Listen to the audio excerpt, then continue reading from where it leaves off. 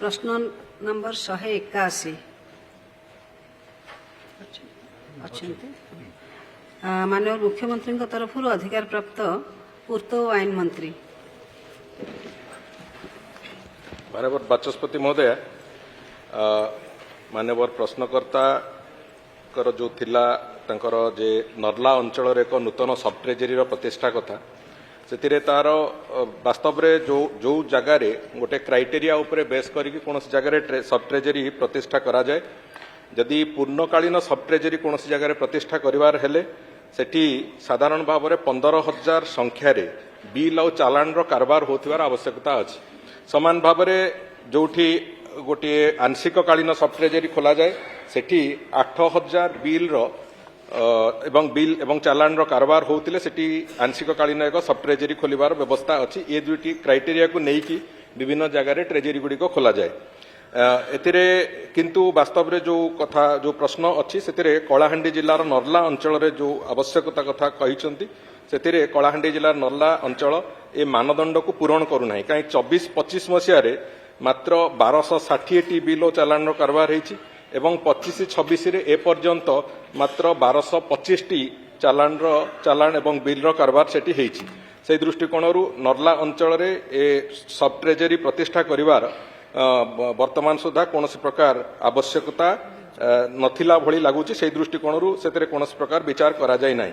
मु आउ गोटे जिनसटी कहबाकू चाहिबी द्वितीय जे जेहेतु गोटे समन्वित आर्थिक परिचालना व्यवस्था जो आईएफएमएस आम कहूचे आईएफएमएस माध्यम रे विभिन्न सरकारी विभाग treasury controller of accounts auditor general एवं विभिन्न बैंक रो एजेंसी गुड़िक एवं रिजर्व बैंक याकू गोटे कॉमन प्लेटफॉर्म अणाई एवं तार सिस्टम टाकू इंटीग्रेट कराई जहाँ फल जो डीडीओ माने विभिन्न विभाग से विभिन्न कार्यालय से ट्रेजेरी पोर्टाल माध्यम रे सेमानक लेन देन जो कारोबार से कथा को प्रस्तुत करि पारुचंती।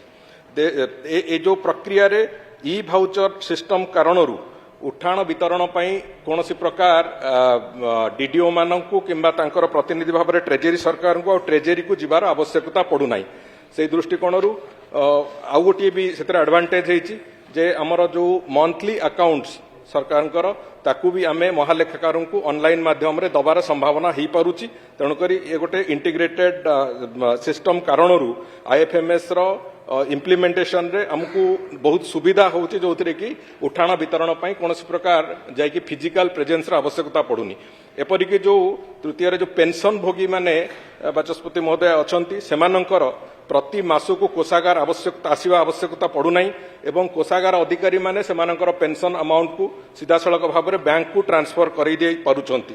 एपरिक तांकर जो लाइफ सर्टिफिकेट प्रति वर्ष नवेम्बर मासरे दबा कथा लाइफ सर्टिफिकेट दृष्टिकोण भी सेमाने आसीबा फिजिकली आसीबार आवश्यकता पड़नी। डिजिटल लाइफ सर्टिफिकेट सेमाने ऑनलाइन रे ताकू भी दबार प्रक्रिया करा जाई पारुची। से दृष्टिकोण ट्रेजेरी रो फिजिकल प्रेजेंस कौन सी अंचल पई आवश्यकता वर्तमान पई नाही। गोटे कारण थिला आपणकर जो बिल और चालाण केतिकी कार्यक्षमता अच्छे से तार संख्या एवं द्वितीय होची फिजिकल प्रेजेंस रो आवश्यकता पड़ुनी। एपरिकी जो प्राप्य विभिन्न प्राप्य जो सरकार रेवेन्यू कलेक्शन जो विभिन्न प्राप्य ताकू जमा करने को भी ई रिसिप्ट व्यवस्था कराई जहाँ फल आपणकर department application Odisha treasury portal सहित समन्वित होगी सरकार टिकस अणटिकस एवं अन्य समस्त देय साइबर ट्रेजेरी माध्यम रे ताकू भी करा जाई पारुची। घरे बसिकी करदाता माने किंबा कोनोसी जनसाधारण तांकर पेमेंट कार्ड्स माध्यम रे डेबिट कार्ड हो क्रेडिट कार्ड हो ता माध्यम रे भी सेमाने की यूपीआई हो सेमाने सीधा सड़क भाव में ताकू जो पेमेंट करने कथा ताकू ऑनलाइन करि पारुचंती। तेणुक फिजिकल नेसेसिटी नाही एवं दूरता कौन जगह मैटर करू नाही।